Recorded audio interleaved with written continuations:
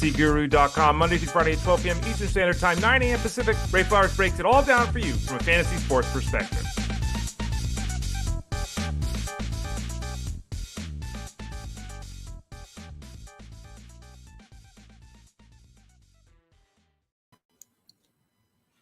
Welcome to Fantasy Sports Daily, powered by fantasyguru.com. How you doing today, folks?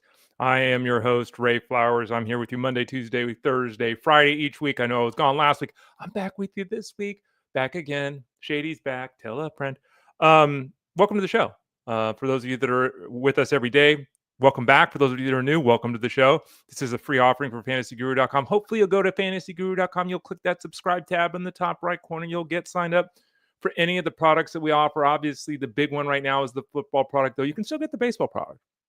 Send a note to support@fantasyguru.com, support@fantasyguru.com, and you can get the DFS, seasonal, and wagering trio of baseball, all for one low price.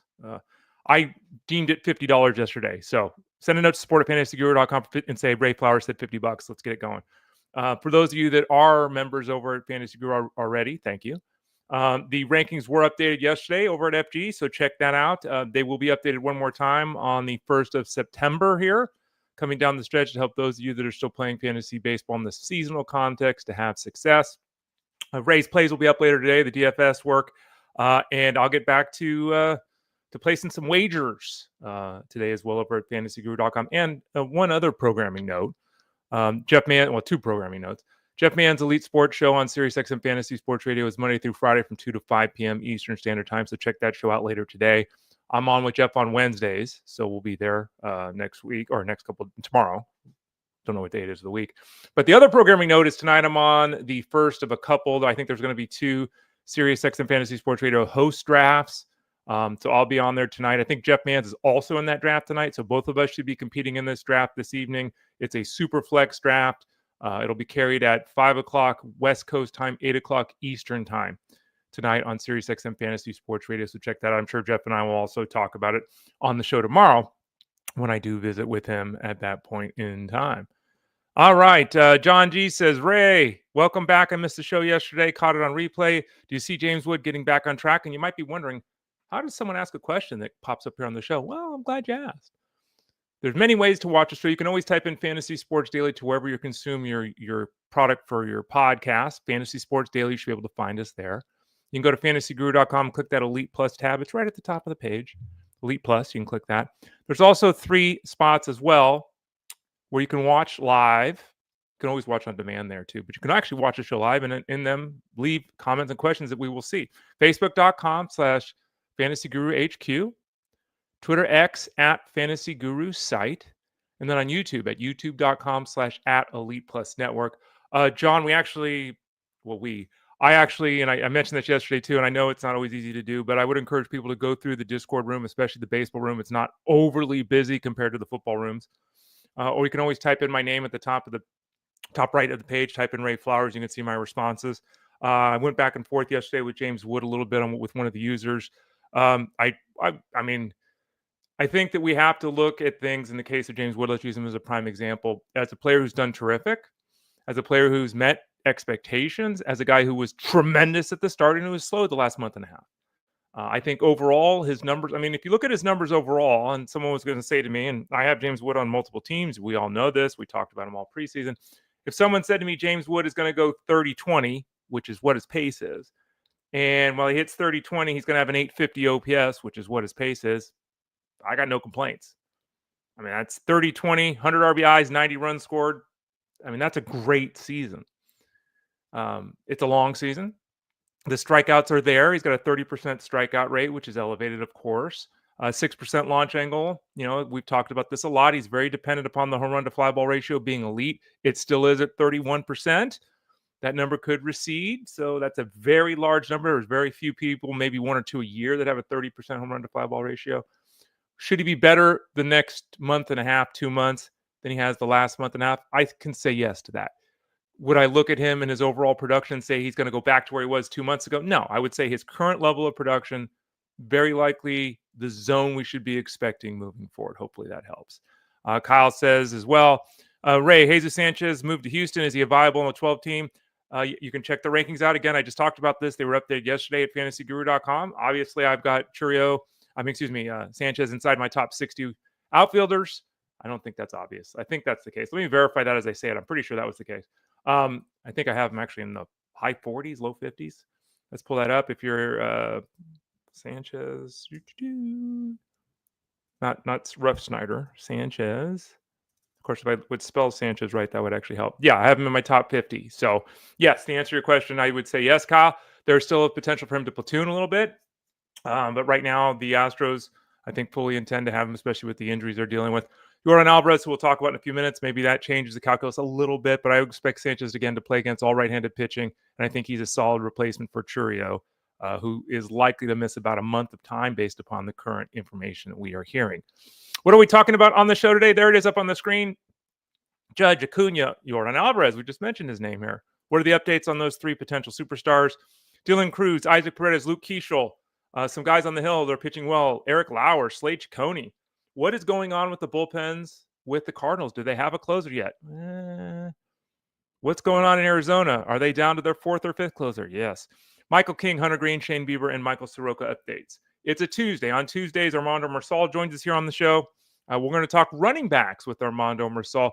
A bunch of scenarios, tons of news came out the last 48 hours. Is any of it actionable? Does it really change anything?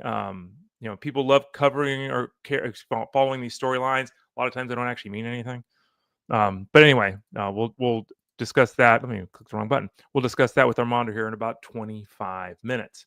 Don't forget to go to FG, click that subscribe tab in the top right corner. Get signed up for all the products, including the football products, seasonal, DFS, wagering, all available right now. The seasonal product is rocking and rolling. The podcast, the live stream, the rankings, the auction this, the rookie that, the IDP that. Check it out over at fantasyguru.com. You can always send a note support at fantasyguru.com. Aaron Judge is supposed to come back today. Hey, that's good. There was a lot of concern when Judge hurt his arm that he was going to miss a lot longer than the short IL stint. Looks like he's going to miss the short IL stint. Austin Slater is going to be placed on the injured list by the Yankees. Aaron Judge should be returning. Now we'll see what happens. He's got that flexor tendon strain in his arm. The expectation right now is that Judge will spend more time than normal at the DH spot to protect that arm. Giancarlo Stanton, if you've got Stanton, it's a very cautious short-term scenario. If Stanton has to play defense, it's going to hurt the team, and he's going to get hurt. So Stanton is probably going to be out of the lineup most of the time here in the short run. Judge, in essence, replacing him in the lineup. I don't think the Yankees really want to use Stanton in the outfield, certainly not on a consistent basis. So, yeah. So keep that in mind if you're going with Stanton. Judge is back. We'll keep our fingers crossed that he's okay. There's some thought that this injury would be not significant, because I don't think anyone really thought surgery at the time it happened with Judge. But you got to remember, and I as someone who's dealt with a lot of elbow issues in his own life, therapies, all kinds of stuff, shots, all kinds of stuff, doesn't go away. It's really a situation where it needs rest. He just made a throw from the outfield, and so we'll continue to monitor that. But for right now, good news: his bat is supposed to be back into the lineup, Aaron Judge, tonight for the Yankees. Ronald Acuna's got that calf issue. We know that. Estimates are 2 to 3 weeks, kind of where we're at right now. That's what we thought from the initial point of the injury. At the same time, we talked on the show yesterday about Austin Riley going on the injured list. How much time is he going to miss? The Braves season is obviously spiraling out of control. Brian Snitker said that there's no official timetable for that grade 1 calf strain return for Ronald Acuna. Again, typically 2 to 3 weeks. Braves will have no reason to rush him back. I think, obviously, Acuna will push to return. And as we saw early in the season, Acuna and the team was very thoughtful with his return from injury, that knee at the start of the season. So maybe they'll be a little cautious this time around, too, because obviously they don't want to blow him out and have him go into the offseason dealing with an injury. Yordan Alvarez. I saw some notes yesterday. I was looking at some stuff around the interwebs, and I found a couple of notes that were really interesting. The two hitters with the most profit based upon draft day cost, who do you think they are? The biggest return. So these guys were, $2 players, $1 players. They were $0 players. Who are the two biggest players in terms of return. We'll talk about those guys in a second. But the biggest preseason loser was Yordan Alvarez, who had actually, to this point in time, been a minus producer. And the price point that I saw referenced was $37. So he's actually a minus 39 player. Minus $39 player. The top two guys, Stowers and Nick Kurtz, by the way. Speaking of Yordan Alvarez, the hand issue, okay, hand issue heard around the world. It's going to take BP today. Okay, great. That's where we're at right now with Yordan Alvarez. That's clearly a good step, but it's something that we shouldn't be overly excited about. I could go out and take BP right now with my jacked up shoulder and everything else. So it's a good step. We'll see. If that goes well, one would have to assume that in relatively short order, Yordan Alvarez will be back in game action at the minor league level and maybe a return in mid-August. So maybe 10 days. And again, we've said this before with Alvarez. There's no way, don't hold me to that. There's no possible way we could be held to that with all the setbacks and everything that's gone on there. But a disastrous season for Yordan Alvarez. It's one thing you tear your UCL. It's one thing you tear your ACL. This Yordan Alvarez thing is just, ugh. We've talked about it a lot. Let's go to the Twins situation. The Twins, they blew their team up at the trade deadline. Everyone's aware of that. So Edward Julian was one of the guys that was likely to gain playing time. Well, now we're not so sure with Edward Julian, because Luke Keashall is going to be on the active roster starting today, it looks like, for the Twins. Now, Keashall is one of the higher-end prospects for the Twins. He should get an opportunity to play the rest of the way. Is he a sexy or exciting play in the fantasy space? No. But, he got a 367 on base percentage down at the minor league level. He can steal a base. He's more savvy than he is an outright burner on the base paths. But it sounds like he's got a good chance to play most days the rest of the way, basically at the cost of Julian. Maybe they figure things out with DH and all that kind of stuff. But Keashall is someone that's now very interesting and attractive. Do we add him? It depends on what we're doing here, right? It depends who we're dropping. It depends, that kind of thing. And these questions always come up. Do we add him? Well, it's like, well, yeah, but who are we dropping? He is probably the third, fourth prospect with this organization. He's a top 75 prospect in all of baseball. He's 23 years old. Let's look at his overall minor league numbers. Overall minor league numbers this year: 11 steals, only a single home run in 28 games. A very prototypical middle infield game. Not a lot of power, but some speed. Does a good job working the count, taking walks, so the on-base percentage should be solid. I think that, the rest of the way, he should be looked at as a guy that's going to hit 10, 12 home runs for a season. He should be looked at as a guy that could steal 15, 20 bases. Kind of what Tommy Edman was before he changes his swing with better on-base percentage. That's at least the hope with Luke Keashall. All right, next up here, Dylan Cruz, another youngster. Cruz obviously was hitting very poorly before injuring his oblique for the Nationals. He was running like mad, keeping his fantasy value. At least he was floating it out there as a decent overall fantasy performer, but his overall game was really poor, including that bat. He's hopeful to return from that oblique issue next week. He's down on the farm. He's playing now. Cruz, obviously, when healthy enough to play, goes into that Nationals lineup on a daily basis. They really would love to see, we all would, to see him play 40 games here the rest of the way and do a very good job, right? 30 games the rest of the way and do a very good job. There were a lot of people when he was drafted. Was he drafted third overall? Let me pull this up as we're talking. There were a lot of people that when he was drafted said, okay, we get why he was drafted this high, second overall. We get why he was drafted this high, but that's a floor pick. And how often do you make a floor pick at the 2 pick, right? A lot of times you shoot for the stars at that point, right? We'll see with Dylan Cruz. He has been, again, to this point in time, really impressive on the base paths. 23 steals in 76 games. That's obviously a 40 steal pace. He's also hitting 200 with a 275 on base percentage. So a lot of work to be done for Dylan Cruz, but keep an eye on him because he could be a difference maker down the stretch. Going back to the Astros, Isaac Paredes, who we talked about on the show, who I poo-pooed the idea that he was significantly injured. He was significantly injured with that hamstring. He will not have season-ending surgery, but he had a PRP injection, rest in rehab. Surgery with 6 months rehab if he has the surgery. So that's a long...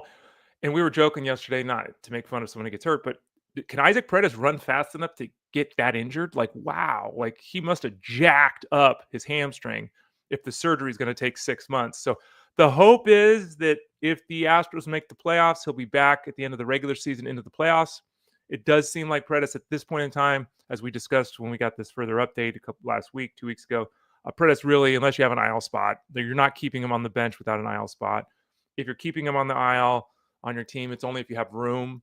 If you don't, it's going to be very close for him even making it back in at any point in the regular season. So certainly shouldn't be counting on him anything down the stretch the rest of the way.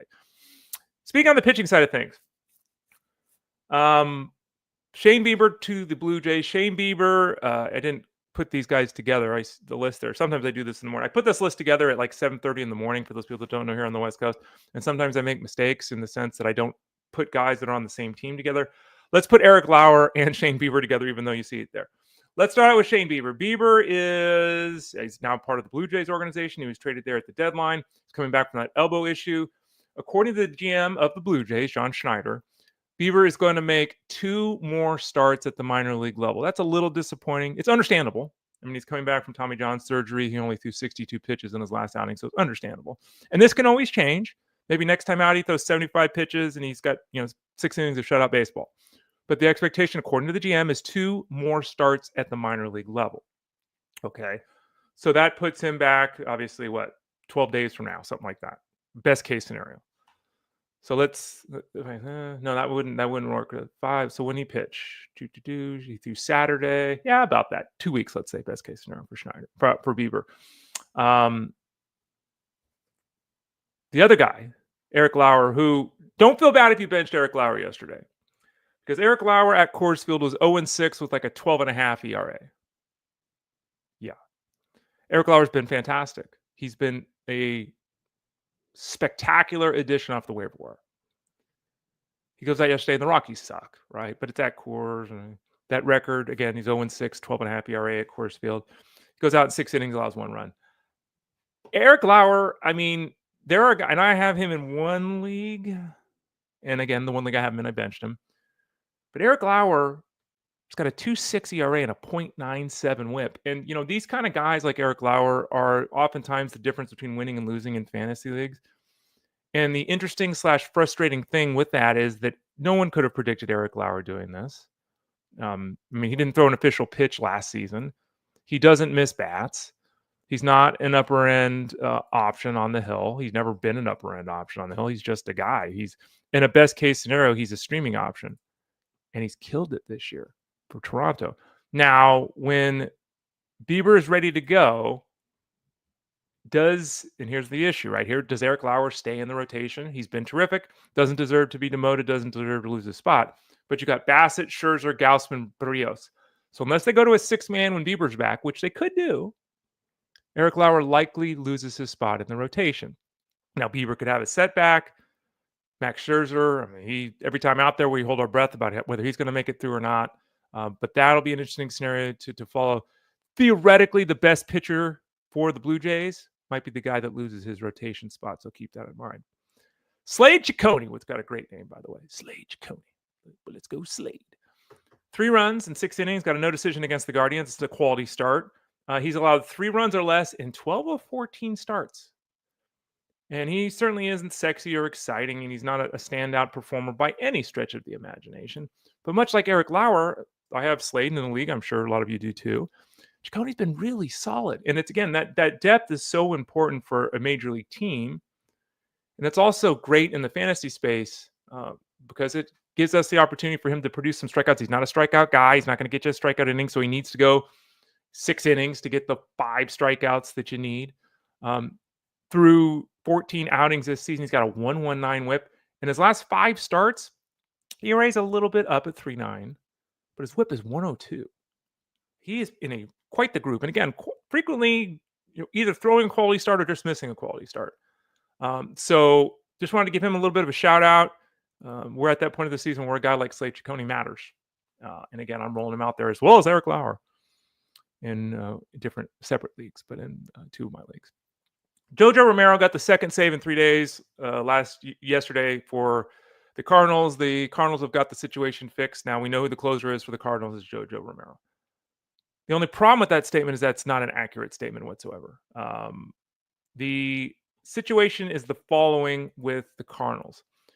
As currently constructed, the Cardinal bullpen has one left-handed pitcher. It's JoJo Romero. But Ray, he's got 2 saves. Yeah, he does. He's the only left-handed pitcher in the bullpen. The only one. And Derek Gould, who's covered the team for years, reiterated after the game last night that though Romero's got this situation on lockdown, he doesn't have it on lockdown. They're still going to go by committee. Riley O'Brien, Kyle Leahy's going to get involved. Gould mentioned that even Gordon Graceffo might get an opportunity or two here. Romero, as I said yesterday, he's the guy to own, or I think it was yesterday. Yeah, it was yesterday since I wasn't here last week. Romero is the guy to own with the Cardinals if you're looking at that 9th inning. But this is not a scenario where Romero should be expected to run the table as the closer for the Cardinals. He's not the closer. Guys like Riley O'Brien and Kyle Leahy should get save opportunities. This is likely to be a mix and match. And, frankly, the Cardinals have done a really poor job here. You can't end up in a bullpen in 2025 baseball with one left-handed pitcher. You can't do that. You just can't. So Romero, don't be overexcited if you added Romero, thinking you got a guy that's going to get 12 saves the rest of the season. I mean, it's possible, but as the only lefty in that pen, it's very unlikely he's going to continue to get work in the 9th inning. Speaking of the 9th inning, Kevin Ginkel. So remember, we talked about the tandem reliever option this year, adding 2 relievers in the bullpen from one team. Find a situation you like. Find a situation that's likely to be shared. Find a situation where neither guy's expensive. I identified the Diamondbacks as the area I was going to go. Got Justin Martinez. Got AJ Puck. Let's go. Did that in one of my leagues. I think it was the FSGA league. And Puck got hurt. Martinez got hurt. Then Puck got hurt. Then Martinez got hurt. Bottom line is they're both done for the season. Kevin Ginkel, kind of the guy that's taken over the 9th inning. Well, he's gone on the injured list with a shoulder issue. How much time is he going to miss? We don't know. Kyle Backhouse got the save yesterday. It was his first major league save. He actually pitched 2 innings. It seems likely that Kendall Graveman. The Kendall Graveman is probably next man up in this bullpen. So if you are desperate, if you can add guys off the waiver wire, let me reiterate, you're desperate, and you're looking at this team for Arizona, after last night, Kyle Backhouse is probably the guy that was grabbed off the waiver wire, right? Kendall Graveman, check the rankings out at fantasyguru.com. Kendall Graveman, yeah. And, Kendall Graveman, how old is Kendall Graveman? Let's pull him up real quick. 34, will be 35 in December. Kendall Graveman, Kendall Graveman's got 24 career saves. Didn't pitch in the big leagues last year. It's been really blah this year, 15 innings of work. He's not good. Again, I'm telling you if you're desperate. But if you're desperate, Graveman would be the guy to shoot for the moon here. Again, we don't know how much time Ginkel's going to miss at this point in time. But, they have also, I'm looking at their list, they've also lost Ryan Thompson. In theory, their top 4 relievers on the injured list right now. And that's why guys like Backhouse, Sal Frank, and Graveman are even being mentioned on the show. Speaking of pitching, let's go to the starting rotation. Michael King, who's working his way back from a shoulder issue, might have his next outing at the big league level. Here's what manager Mike Schultz said. I'm not going to put it in pen yet, but we'll put it in dark pencil that he's got a good chance to make his next start for the Padres, unquote. Now, goals are different in the minor leagues. We know that. Goals are different for guys coming back from injury. Michael King's a veteran, so he does not worrying about the results per se. I get all that. But last time out there, King threw 61 pitches, so he didn't really get his pitch count up. And he allowed 6 runs over 3 1/3 innings. So it wasn't really a good effort. Now, that's, again, not the end game here. The end game is to get the shoulder right, and here we go. So bottom line is Michael King, before the end of the week, could be back for the Padres. We'll see. If it's not this week, it'll be next week. And obviously, he's been really good since joining the Padres. That would be a huge addition if he can stay healthy down the stretch for the Padres and for our fantasy squad. Another guy that would be a huge addition in a return is Hunter Greene, who, back, side, groin. He's dealing with the groin issue right now. He, last time out, threw 66 pitches over 3 1/3 innings. That was on Sunday. The next time out is going to be Friday at AAA. The hope is they can get his pitch count up to about 80. And if they can do that and he can emerge from this game healthy next week, so he's starting Friday. So Wednesday, Friday next week, he'd be starting for the Reds. So let's keep a close eye on how things go Friday. But at this point in time, the Reds are anticipating Hunter Greene returning to the big league roster next week. We talked about Shane Bieber. If you missed it, I talked about him with Eric Lauer. As I admitted, I screwed up the order of the pitchers here on my flow sheet. Next up is Michael Soroka.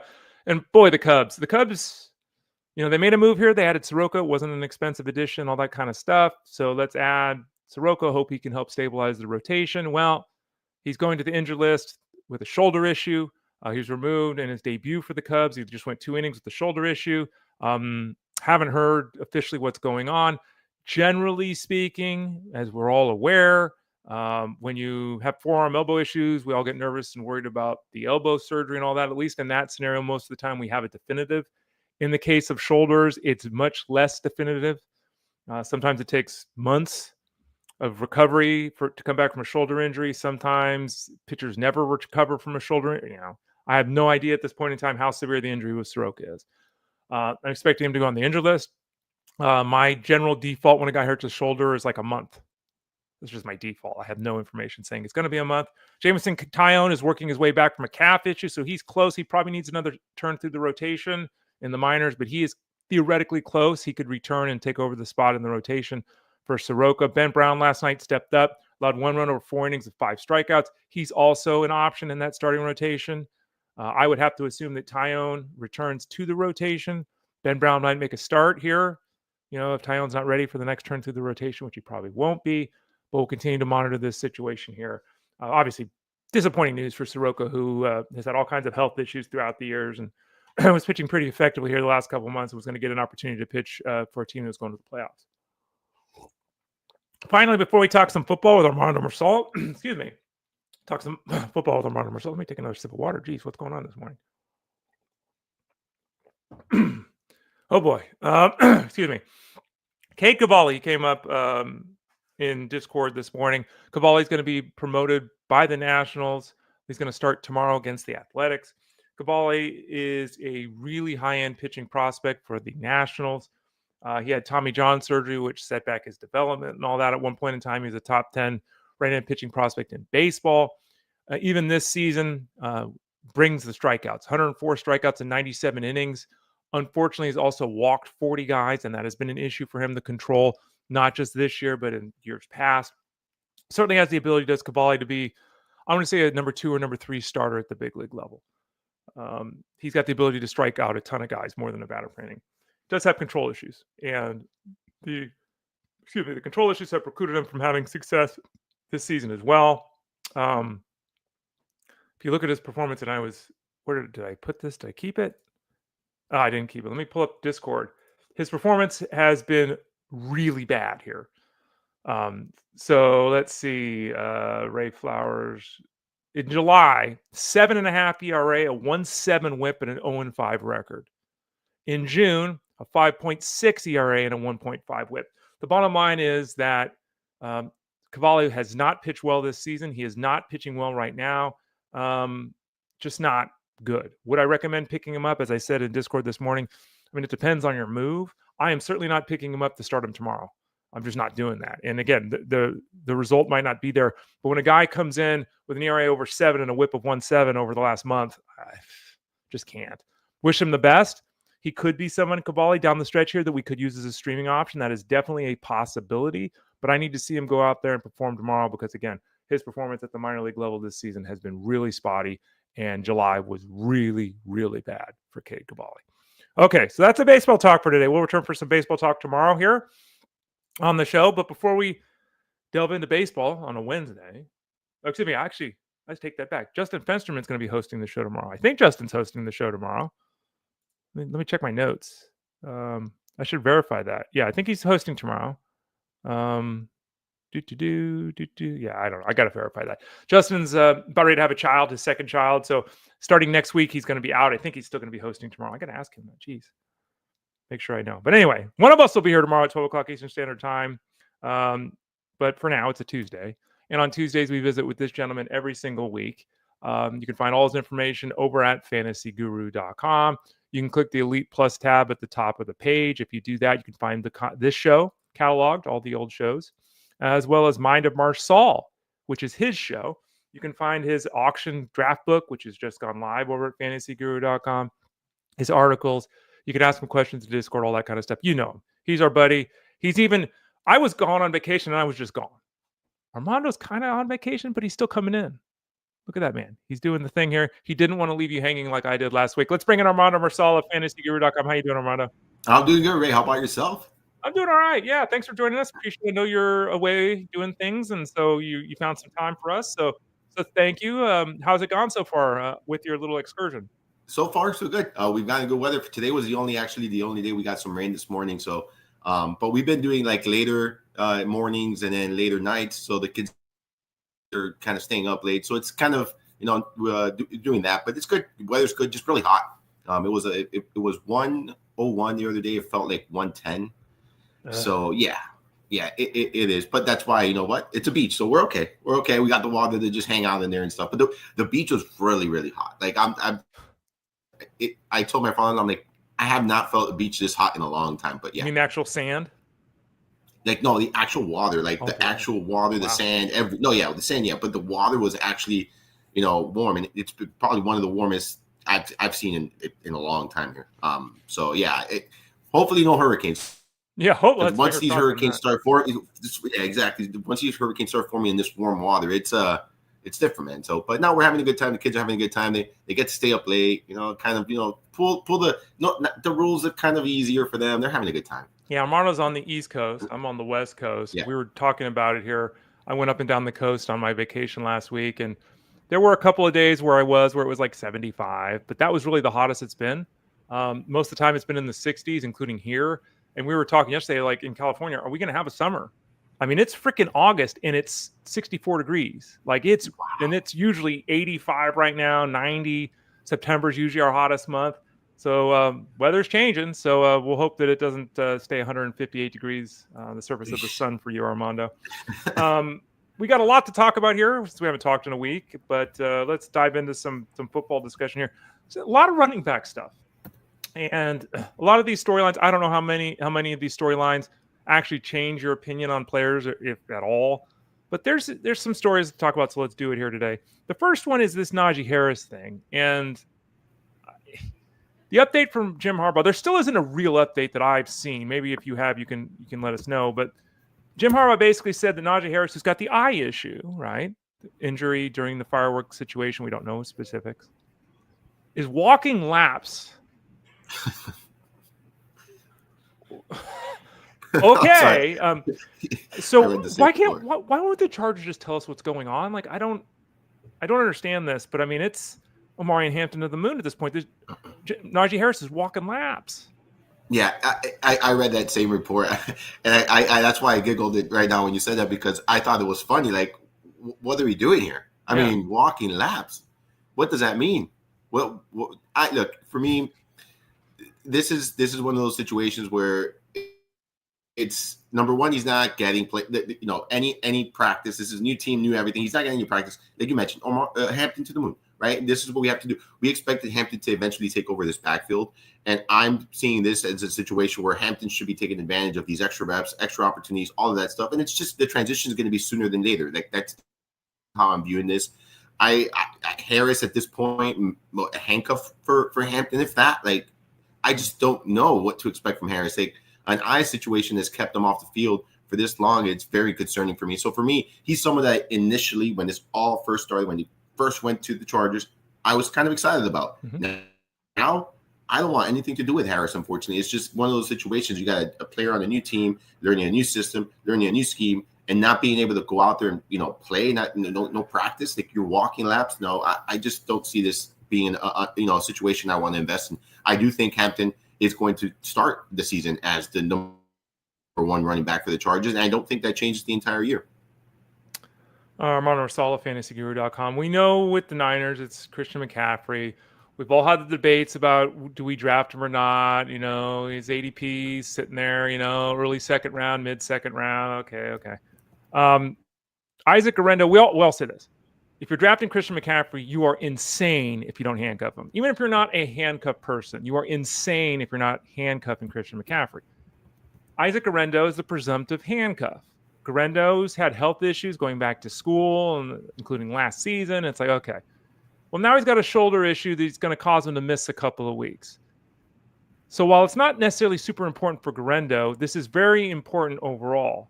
Is Guerrero the target behind Christian McCaffrey, or is it Jordan James? Because, again, people with McCaffrey, in my opinion, you've got to handcuff him, and you really want to get this one right, Armando. Yeah, you definitely want to get it right. This injury for Guerrero is not ideal. He's someone that you mentioned that has battled injuries in the past, and that is concerning. You definitely want to be handcuffed here because we've also seen McCaffrey battle some injuries in his past. He's returning off an injury-plagued season. I'm still going to be handcuffing with Guerrero at this moment, right? We still got, about a month before the season starts, give or take. So I think for now we can continue to invest in Guerrero, but this might be one of those situations where especially if you have a deeper bench where you maybe want to get all three running backs, right? And I don't like to do that necessarily, but kind of see how it plays out. If you're drafting now and you have a 10 player bench, 12 player bench, maybe a back end of the bench guy for yourself. But I've been investing a lot in Guerrero. I'm hoping that this, shoulder injury doesn't, continue into the season because when I'm not drafting, even when I'm drafting McCaffrey or not, Guerrero's been a very, very high target of mine just because I do want to be invested in this backfield. So for me, what I'm doing right here is if you're investing in McCaffrey, go Guerrero.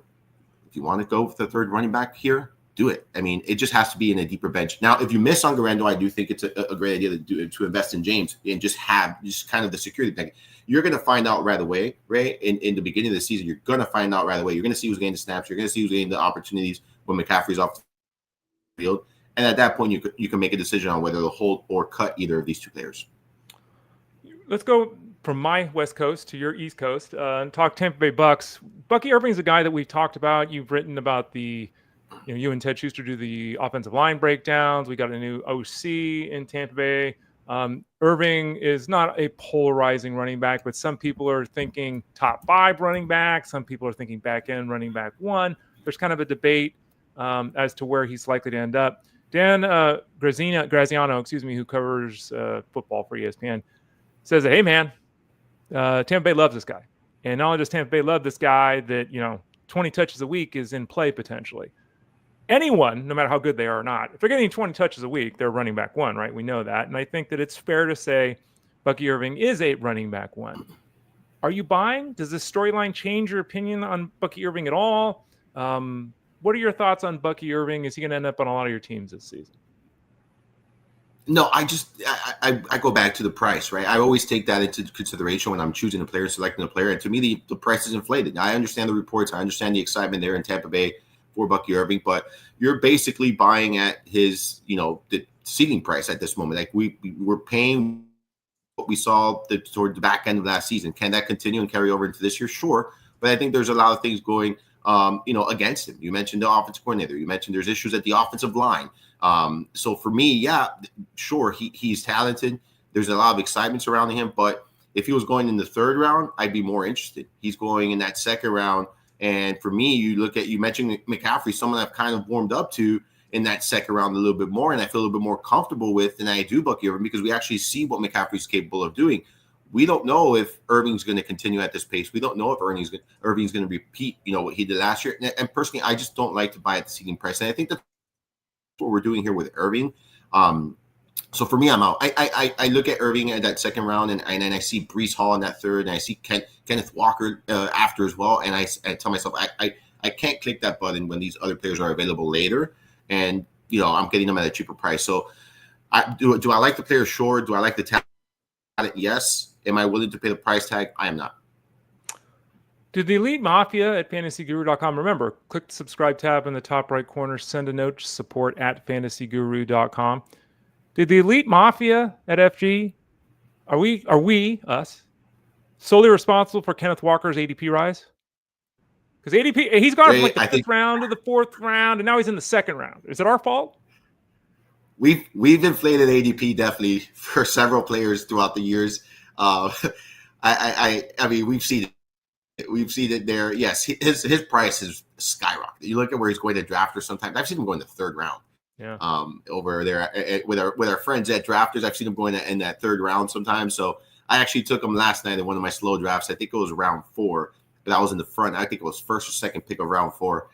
So I'm in like a bunch of slow drafts. So I don't know exactly which one that is, but I know I did take them last night in one of my slow drafts. And yeah, we are responsible for that, right? Unfortunately, we could take full blame for that one. Yeah, we were right. Oh, we'll be right. Oh, okay, we'll be right.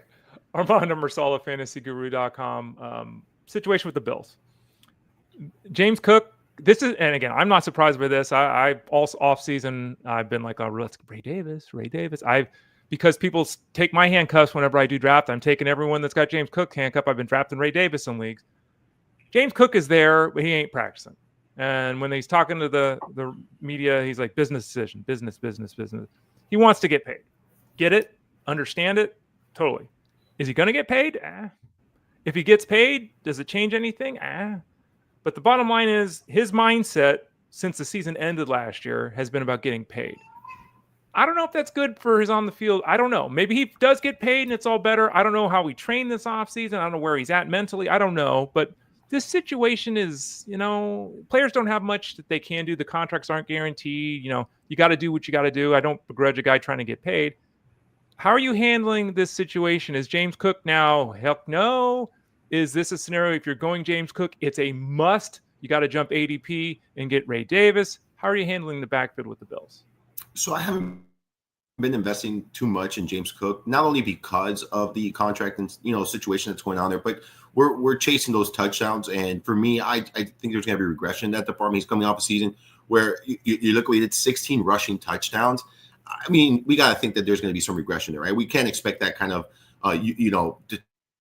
touchdown again this season, especially when you have someone like Josh Allen there, who's a threat in the red zone, running the football in the red zone. So for me, I haven't been investing in him all that much. I do think that yesterday we got a question in Discord about Ray Davis in an auction league. Oh, do we keep him for $1? I'm like, yeah, that you definitely keep Ray Davis for $1 because it's very good value. You potentially could get a starter there. And if you are investing in James Cook, I 100% agree with you, Ray, where you should be investing in the handcuff here. You have to be doing that. Remember, this is a running back that a lot of people last year were excited about, and I'm talking about Davis, and it just didn't come into fruition. It's the same thing with Trey Benson. Like, there's several running backs that a lot of people were excited about. It didn't play out the way there was expectations in year one. Doesn't mean that the talent is not there. Like, Ray Davis is talented. He's definitely someone that I think could see more opportunities, increased opportunities. And if he's getting the reps right now with the first team, and this situation kind of spills into the beginning of the season, we could see Ray Davis leading this backfield in touches, early on in the year, and potentially carry into the season. Like, we have to kind of see how this plays out. If you're investing in James Cook, that is your insurance plan, and you need to be investing in your insurance plan. And if you're not investing in James Cook, I still like the idea of taking some shots in Ray Davis. So for me, I'm out on James Cook simply because I don't want to chase those touchdowns. But I definitely am investing in Ray Davis. Armando Marsal of FantasyGuru.com. We've heard a lot this offseason with the Vikings scenario about, we brought Jordan Mason in here to do some things, right? We're going to utilize Jordan Mason. That drumbeat continues to get louder and louder. Now, Aaron Jones is coming off a very good season. I believe it was a career high in touches last year. He's very effective. He's not a goal line guy. He's never been that guy. So the thought was Jordan Mason comes in, spells him a little bit, gets some goal line work. Okay, here we go. But again, the drumbeat continues to be not just that Jordan Mason's going to be on the field, but Jordan Mason's going to be involved when he's on the field. And Jeremy Fowler, ESPN, said that, look, this might even be a co-running back one scenario, which would obviously be a running back by committee. Oof. I don't think anyone was drafting Jones and thinking he was getting 330 touches again, right? Like, I don't think that was happening. But what are your thoughts now? Because this is starting to get to the point, too, where the price of the two guys is starting to get pretty close, right? The ADP is starting to, it's one of those things like you got to go and almost go back-to-back rounds if you want to get these guys on your team. How are you handling the backfield of the Vikings? Yeah, this one's definitely a tricky situation, right? Because like you mentioned, like, Jones is coming off a good season. They added Mason. I think he complements Jones really well. Like, I feel like that you look at what they do and what they bring to the table, and they complement each other really well. I'm expecting a committee here. I really am expecting a committee in the Vikings. I think there's something they attempted to do last year. It really didn't work out to their expectations, and I think that's why they went out and they got Mason, and that's why they brought him in.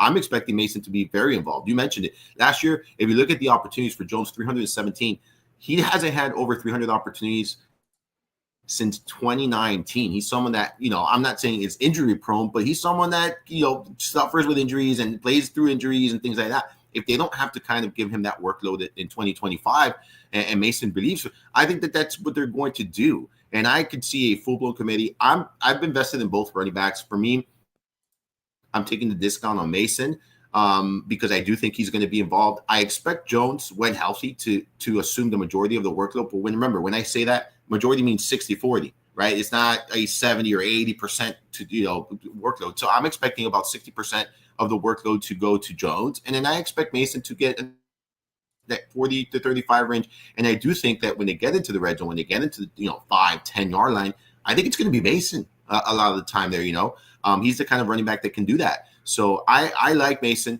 I'm investing in him. If you're investing in Aaron Jones, and I like Jones too. My concern is he's coming off a high usage season, someone that doesn't stay healthy regularly. And for me, I'm investing in Jones, but for the running back I prefer here is Mason. Now, if you do invest in Jones, you're going to have to, if you really want to handcuff this situation, like you mentioned, you're going to have to invest, 2 rounds, the back-to-back rounds in this backfield. And that's something you have to be prepared to do. I'm willing to do that. I'm prepared to do that. But if you're drafting, just, kind of adjust accordingly and make sure that by the time that you're getting to that ADP range where you're expecting to take Jones, you're going to take the next 2 rounds is going to be on running back. So make sure you plan accordingly. Armando and Ray, I'm Ronald Marsal of FantasyGuru.com. Joins us every Tuesday at about 12:30 Eastern Standard Time. Remember, click the Elite Plus tab at the top of the page to find this show as well as his show, Mind of Marsal, over at FantasyGuru.com. The Eagles have got a guy in Saquon Barkley who won leagues last year. I think if you add the playoffs in, he was 483 touches, something like that. Massive workload. He's a guy that's missed time with injury. He's been around for a while.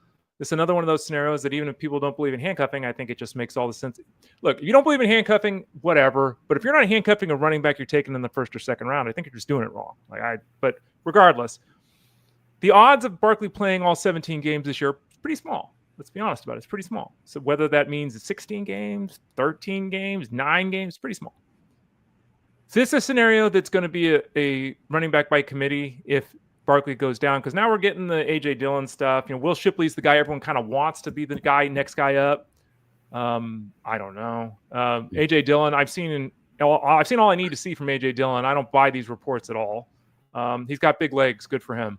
Kind of messy if Barkley goes down. So how do you see it if Barkley goes down? And if you are drafting Barkley, you favoring Shipley or Dillon as the cuff? Yeah, this is one of those situations where you don't get a 1v1 replacement, right, with your handcuff. I think you said it best. There's a potential committee. We've seen Dillon. We know what he's capable of doing. I think there's a limited ceiling, a limited, he's just limited, right? And you look at Shipley, and he's not an every down back. And I think you're going to see where if Barkley were to miss any time, Dillon takes the early work, where he takes the early downs, short yardage stuff. And then you're going to see Will Shipley in passing downs and things like that. So for me, there's no clear-cut handcuff here. If I am choosing someone, it'll probably be Shipley because I do think he's going to give you some opportunities in the passing game in PPR formats. Most leagues are PPR or half PPR. I think there's going to be a path to production, a path to scoring. Whereas Dillon, he's not really much of a pass catcher. He's not Derrick Henry like everyone wanted him to be. And all we're getting is pictures of his calves and his, all that. So for me, I'm just not doing it. We've seen it. We've seen Ray. We've seen Dillon. I don't think anything changes simply because he's in Philadelphia. So for me, I'll just take Will Shipley. I have some shares of Will Shipley even when I'm not drafting Barkley, simply because I do think that there's going to be some opportunities there in PPR settings. So, but this is not one that you mentioned it, like, handcuffing your first round running back. I think that's a great idea, but this is one of those situations where there's no clear-cut handcuff. And then you can always, by the way, you can always go look at Jeff posted his RB handcuff grid, and it'll tell you right there, like the actual clear-cut handcuffs, all that stuff. So use that as a guide when you're drafting, because for me, that's very important. That's a very important tool. So, but this is one of those situations where it's not a clear-cut, unfortunately. Martin Marsal of FantasyGuru.com. Tyreek Hill's a disaster. Okay, I'm just going to say it. He's a disaster. And even when he's supposedly, in line with everything, he goes out to the media and basically bashes Devon Achane and says he can't convert balls at the goal line. Great teammate. Your teammate goes to the public, goes to the press, and smashes another teammate. You don't see that happen too often. But hey, Tyreek Hill, you do you. Not that what he said is incorrect, because I don't think anyone looks at Achane, looks at him, watches him play or looks at the numbers and thinks he is a goal line back. He's not. Well, that's fine. Not like Tyreek Hill at 5'10", 175 pounds is running a lot of guys over either. But anyway, Alexander Mattison. Oh boy, Alexander Mattison. You're there in Florida. Is Alexander Mattison going to be part of our lives yet again? He will not, Ray. He will not. I will start a petition down here in Florida, and he will not, Ray. We need to let Jalen Wright loose is what we need to do down here, Ray. I am in on Jalen Wright. I don't think it's going to be Madison. This Wright kid. I've heard a lot of good stuff. Even going back to last year, they really like this young man. I don't think he got the opportunities last year that I was expecting from him to get. But H.N. stayed healthy. You mentioned it. H.N. is a smaller back. I was very surprised. I was not invested in him as much last season simply because I was scared of, about the durability that, blew up in my face because he had a great season. But I have those same concerns. Yes, he stayed healthy last year. This offensive line is a mess. Like you mentioned Tyreek Hill being a mess. This offensive line is a mess. I look at this locker room and I think it's a disaster. Like Miami, I feel like it's just going in the wrong direction. And yes, HN, when healthy, is going to produce at a very high level. But I think the handcuff to have here is Jalen Wright. I really like him. You're getting him very cheap. There hasn't been a lot of buzz around him. And I think that this season, when you look at this backfield, you look at who they have, I think he's going to be the next man up. I'm not in on Madison. For me, it's Wright. And I think that, if you're invested in HN, you should be investing in Wright here. And even if you're not invested in HN, I love Jalen Wright as a late round flyer here for your fantasy drafts. Armando Marsal of FantasyGuru.com. Tony Pollard. He's interesting because there's no heat with Tony Pollard. He's drafted as a running back too. There's a lot of changes, obviously, with the Titans. I think things are going in a better direction than they were. He's aging. He's not necessarily the burner he was when he was with the Cowboys or anything like that, but he's quite an effective player. Tajay Spears has moments. He does. He will have a great second half or a nice game here. He's dealt with some injuries in his time in the NFL. He's not a big back. He's not going to push a pile. But there would seem to be, obviously, a scenario where both guys are going to be involved. The question is, what's the involvement? Is it 65-35? Is it 55-45? Because everyone, I'm going to say for the last 3 years, the draft communities all tried to make Tajay Spears the guy over Pollard. But it's been Pollard over Spears. Is that going to continue this season? I believe so, Ray. I believe so. I have Pollard ranked RB14 on my auction draft book. I really like him going into the season. I view him as one of those running backs where if you don't execute that top running back in the first couple of rounds, you can wait a little bit later. You can go with Pollard as your RB1. I think the opportunities are going to be there. I think you're going to see close to 70-30, right? Like I kind of feel like that's what it is. Worst case scenario, you're going to get 65, 35 in some instances. But I believe that so long as Pollard is healthy, he's going to be the RB1 here in Tennessee. And he's been very efficient. He's not going to get you the 90% of the workload. That's not what he is. He's not going to do that. But if he's giving you 70 to 75, 65 at worst, I think you're doing great. And I think he's going to continue to produce here. I think he's going to continue to be the number one running back for Tennessee. I'm drafting him. I think his price is very good here. And to me, it's going to be a very good season. Do you handcuff here? Absolutely. I think Tajay Spears is a great handcuff, but that's what he is right now. And unless Pollard is out, that's all I'm going to see Spears. There's going to be weeks, like I mentioned before, we've had this conversation. There's going to be weeks where Spears does produce, and he's going to have some standalone value. He's going to be involved in the passing game, all that stuff. But he's not somebody you want to, trust on a week-to-week basis as your flex or your RB2 or anything like that. He's more of a, if Pollard is out, you're going to see Spears be that RB1. This is the exact 1B1 replacement that we've been looking for in a handcuff. Armando, a couple more situations to talk about before we let you go and continue your vacation-ish, because I know you're still working. Packers, Josh Jacobs, a lot of workload there, a lot of carries there. Okay, let's handcuff Josh Jacobs. We're talking about it. Emmanuel Wilson's hurt. Marshawn Lloyd's hurt. In my dynasty league, I have all three of these guys. Okay, because we have 45 roster spots and all that. So I have all three of them thinking, okay, I'm good. If Josh Jacobs goes down, I don't know who the running back of this team is going to be. I mean, is it going to be, are they going to go and get Eric Dickerson out of retirement? What are we doing right now? Wilson and Lloyd, yeesh. Yeah, it's not great. It's not great. You know, the fact that both of them are dinged up here, it makes things a little bit trickier. I was really investing in Lloyd. I still think Lloyd is the investment you want to make here. I think he's the one you want to, if you're handcuffing, Jacobs is going to be Lloyd. And I do think that, if healthy, we know that Lloyd suffered some injuries last year as well. So that is something to keep in mind. But again, it's not costing you anything. His ADP has actually dropped since the injury. So I've seen him kind of drop on boards. He was someone I was taking late round flyers on because I do like locking in, the backup here, because this is a team that is going to run the football. Jacobs did stay healthy last year, but this is someone that he's another one that had a lot of opportunities there in Green Bay last year. So something to monitor there. It's definitely a tricky situation, and maybe I don't think it's as locked in as maybe the Tennessee that we just talked about, maybe some other situations we've talked about. But for me, I do think it's going to be Lloyd, so long as he stays healthy, right? So, and the good thing about this backfield is whoever you're investing in between behind Jacobs, it's not costing you a lot, Ray. So you're going to be able to take a late round flyer on any of these guys. So if you do it with Lloyd, I like the outlook here for him this season, and I think that when healthy, he'll receive opportunities here and give Jacobs that rest that he's going to need sometimes, because he's going to get a lot of opportunities there in Green Bay. Final situation to talk about is with the Texans. Obviously, Joe Mixon's already dealing with some things. Mixon, to his credit, has been pretty much a warrior. When he's out there, he's touching it 20 times a week. But this report kind of is about what's going on behind him, which is a question that needs to be answered because, again, he's an aging player with a lot of work on his tread on his tires burned off. You've got Woody Marks, who was drafted, and you got Nick Chubb, who was brought in. And there was a report from Texas Wire's Cole Thompson saying, there ain't no burst with Nick Chubb. Duh. I mean, the guy, it was amazing he made it back to the NFL after his leg was behind his head. I mean, when that injury happened, we all thought his career was over. I'm not saying that Chubb won't make this team. I'm not saying he won't have a role, but Nick Chubb is not Nick Chubb of 4 years ago. He's not that guy. So if you were drafting tonight, would you be taking Chubb or Marks if you're looking to handcuff Joe Mixon?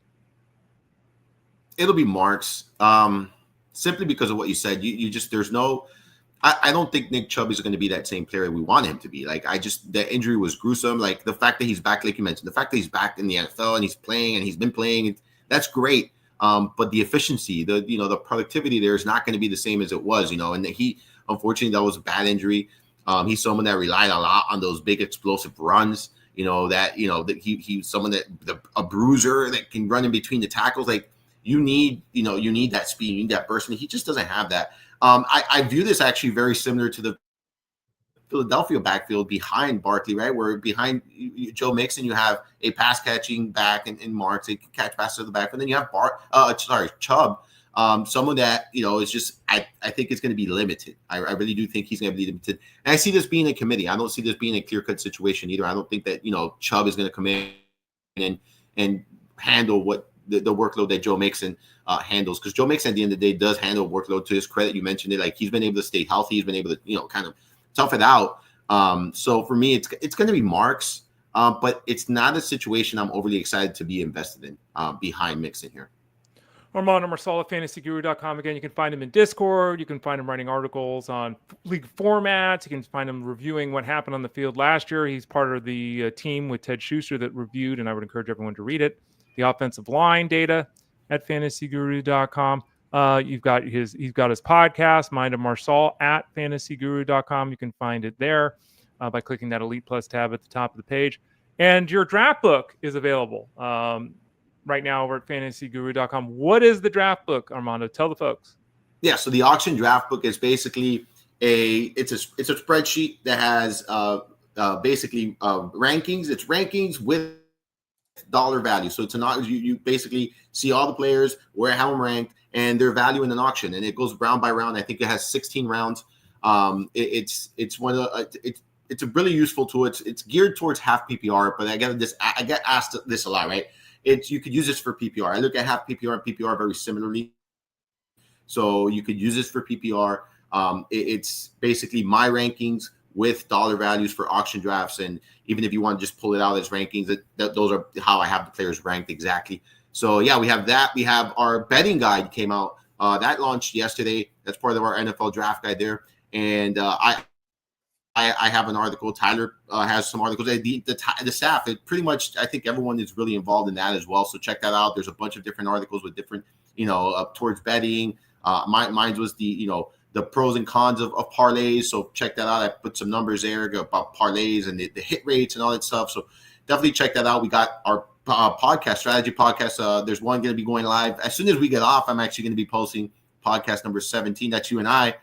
They were talking. Yeah, we had some good conversations. So make sure you tune into that one. I'll post the link there in Discord. And even though I'm on vacation, I'm still answering questions and stuff like that in Discord in and out. I try to hop in a couple times a day, mornings, evenings, and stuff like that. But tag me, I'll be answering questions. We just got a lot of content coming out right here. So a good time. I love this time of the year. Lots of football. We got preseason DFS now as well. So we got lots of things going on there over at fantasyguru.com. He's Armando Marsal. He joins us every Tuesday at about 12:30 Eastern Standard Time. Tomorrow, Justin Fenstman, I did get the update. Justin Fenstman will be hosting the show tomorrow. I'll return on Thursday and Friday. Next week, I'll be hosting all 5 days because Justin's going to be out having a child. Later tonight, remember, 8 o'clock Eastern Standard Time, Jeff Mans and I will be on Sirius XM Fantasy Sports Radio doing a Superflex draft. Jeff's show is on from 2 to 5 p.m. Monday through Friday, the Elite Sports Show, so that's on in a couple hours. So wherever you're at, podcasts, this show, live streams, it's Tuesday night live stream. Are you doing the live stream? You're probably not doing the live stream tonight, right? No, not this week. Not this week. I'm sitting this one out. Ray. That's okay. It's understandable. The live stream. So here you go. You should watch this show at 12 o'clock Eastern Standard Time. Jeff Mann's show is 2 to 5 Eastern Standard Time. 7 to 8 p.m. Eastern Standard Time is the live stream over at fantasyguru.com. 8 to 10 p.m. Eastern Standard Time is the Superflex draft Jeff and I are doing on Sirius XM Fantasy Sports Radio. There you go, folks. Your entire day with us. Become part of the Elite Mafia. Click the subscribe tab in the top right corner. Send a note to support@fantasyguru.com and get involved with the largest active community in fantasy sports. Armando, thanks for taking the time today. We really appreciate it. Enjoy the rest of your time away, and hopefully you don't melt before you return home. I will. I'll try not to, Ray. I'll try not to. Thanks so much. Always a good Tuesday here talking sports with you. I appreciate you having me on again. You got it, Armando. Again, every Tuesday at about 12:30 Eastern Standard Time. Tomorrow, Fantasy Bosco, Rich Mileto, and Justin Fenstman. I'll be returning on Thursday. Fantasy Sports Daily, Monday through Friday at 12 o'clock Eastern Standard Time. For Armando, I'm Ray. This has been FSD, powered by fantasyguru.com.